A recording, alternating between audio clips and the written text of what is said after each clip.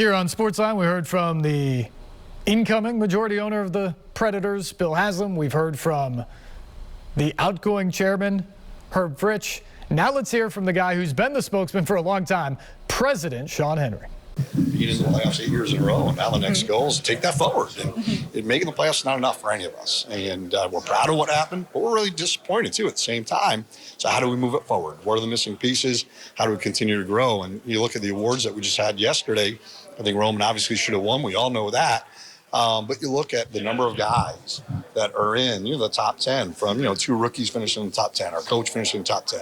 Obviously, the best defenseman in the league, one of the best goalies in the league, a couple of 40-goal scorers, everything's, rounded around that. Now, how do we add to that? Take a step forward. Coyle said he's doing everything he can to try to get a deal done with Philip Forsberg. How confident are you that a deal will get done before July 13th? Well, we all want the same thing, and that's what's nice. Both Philip does and we do, so now it's a matter of just getting it done. And, I'm excited about making that announcement when it happens, and I'm really excited about what we're going to do this summer to take the step forward. Sean, that finish to the season, there were a lot of fans out there who were hoping to get a little bit more of a messaging from the ownership group, who they don't hear from very often. Was any part of this that's an answer to those fans, and do you think they'll hear more moving forward? Well, I don't think this is an answer to a fan wanting to hear from ownership more, because for the past 12 years, I think we've done a really nice job as a franchise by having our owners lead in low-key meetings with us, which are all the time, and they're phone calls, and it's pushing us forward. What's next? How do we improve upon that? Where do we go?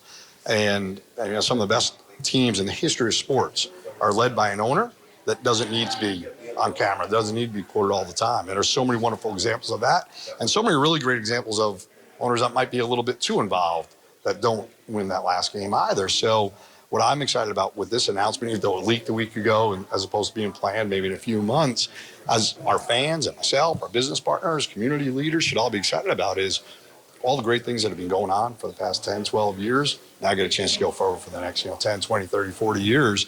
And from a fan standpoint, we have another fan that's going to become the majority owner in just a few years.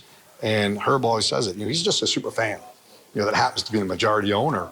And it's nice to have guys that care about the team, that love the team, that live and die with every win and loss, but also appreciate what we do in the community. How natural is the fit?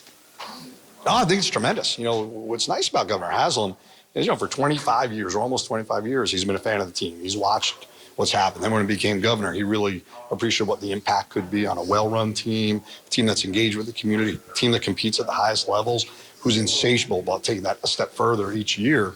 So it's really exciting. Since he left office in 2018, 2019, I've had a chance to get a little bit more involved with them.